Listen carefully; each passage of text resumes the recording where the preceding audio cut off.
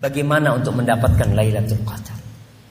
Maka tentunya persiapannya panjang.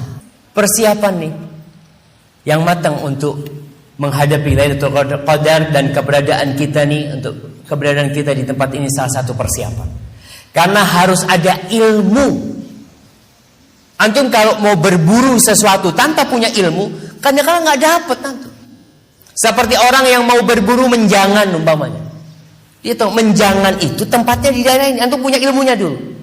Tempatnya di daerah ini. Dia biasanya minum itu jam 12 malam. Di situ ada sungai, dia datang ke tempat itu.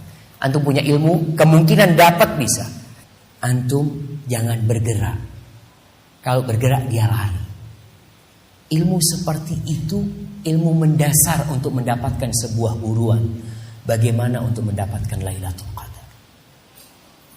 Persiapan yang matang. Hari ini kita belajar. Yang kedua, niat. Innamal a'malu binniyat. Siapa yang gak hafal hadis itu? Kenapa kita bicarakan niat? Hanya orang-orang yang niatnya tulus yang akan mendapatkan Lailatul Qadar. Kalau dia main-main, ana nyoba-nyoba lah, mungkin dapat, mungkin gak dapat. Subhanallah. Kita ini beribadah kepada Allah. Allah tidak menerima kecuali yang ikhlas lillahi ta'ala. Orang yang punya niat, insya Allah walaupun dia gak hadir di Lailatul Qadar, walaupun dia gak iktikaf, insya Allah dapat.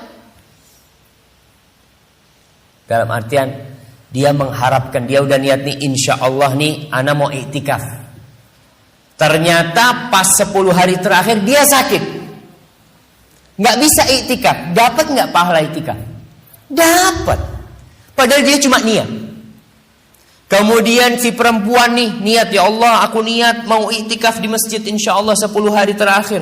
Aku mau menghatamkan Al-Quran, aku mau sholat malam, aku mau ini itu. Udah dia bikin jadwal tuh untuk persiapan Lailatul Qadar. Dia niat.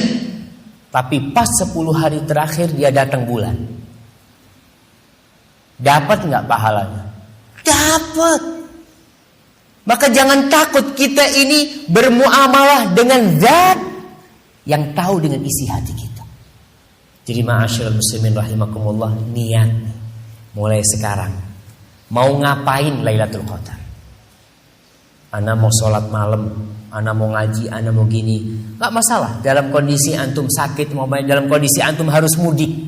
Kadang kalau udah niat iktikaf ditelepon, Umi ente sakit, ente pulang. Pulang kita tinggalkan iktikaf kita. Kita tinggalkan momen kita mau menghatamkan Al-Quran kita, ditulis tuh pahalanya. Yang ketiga, niat udah baik. Ya, sekarang nih mulainya harus istiqomah.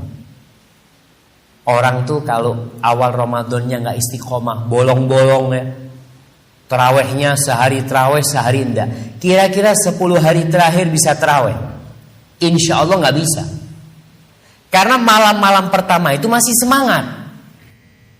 Malam-malam terakhir semakin kendor. Kalau inti awalnya aja jarang terawih, mau 10 hari akhir terawih, godaannya semakin dahsyat 10 hari terakhir.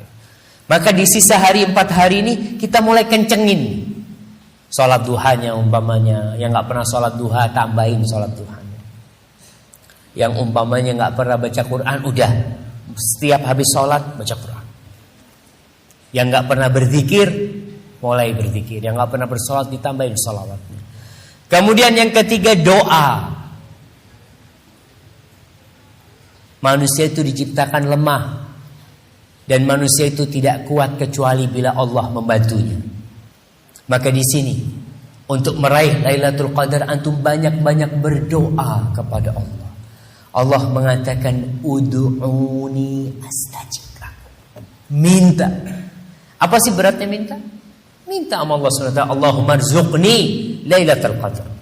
Allahumma rzuqni ya Razzaq al-qiyam fi Lailatul Qadar. Wahai Allah yang maha memberikan rizki. Kita tiap hari minta rizki kan? Allahumma inni as'aluka ilman nafi'an wa rizqan thayyiban wa amalan mutaqabbalan. Nih, khususkan meminta rizki Lailatul Qadar.